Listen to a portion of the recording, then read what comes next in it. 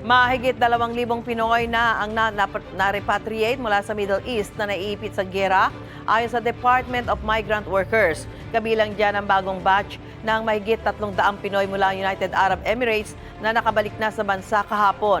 May unang balita si Jamie Santos. Sa gitna ng tensyon at kaguluhan sa Middle East, ligtas nang nakawi ang 338 overseas Filipino workers at kanilang mga pamilya sakay ng ika-6 na chartered flight ng pamahalaan. Kabilang sa mga dumating ang 203 OFWs, 125 next of kin, kung saan 45 ay senior citizen at 42 ay mga bata, at 10 stranded tourists.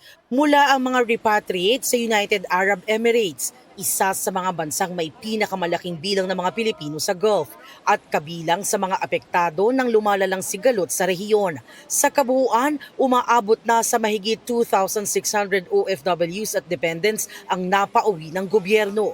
Dumaan sa masusing security assessment ng Department of National Defense ang bawat flight upang matiyak ang kaligtasan ng mga uuwi. Of course, we work closely with Secretary Gibo Teodoro and the DND, yung defense attaches natin on the ground who help us with the security assessment. Each and every charter flight is always backed by a Department of National Defense Security Assessment. Sa kabila ng proteksyon sa UAE, marami pa ring Pilipino ang piniling umuwi upang makasama ang pamilya.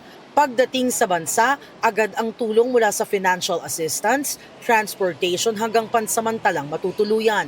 Hindi rin nakakalimutan ang kalusugan ng mga repatriate.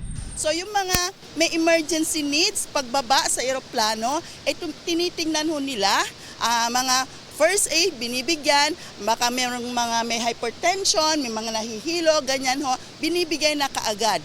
Tapos ina-assess din sila kung merong kailangang i-refer sa higher level facility sa ating mga hospital. Nandito po kami sa mga OFW na nangangailangan ng hatid or para makauwi sila sa Visayas or sa Mindanao.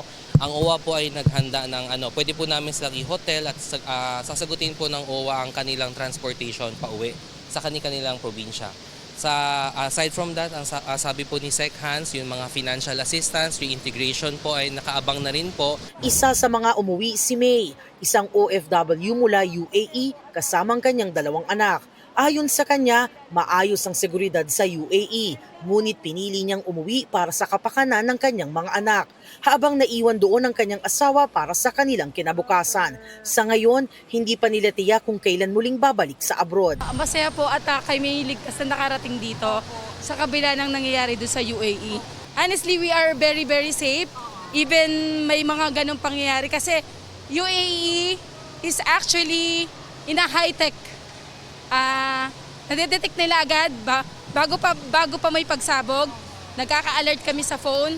So, meron kaming mga safety precaution para ligtas kami.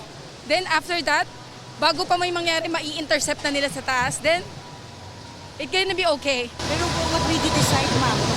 Kasi for the safety of my kids. Ito ang unang balita. Jamie Santos para sa GMA Integrated News. Gusto mo bang mauna sa mga balita? Mag-subscribe na sa GMA Integrated News sa YouTube at tumutok sa unang balita.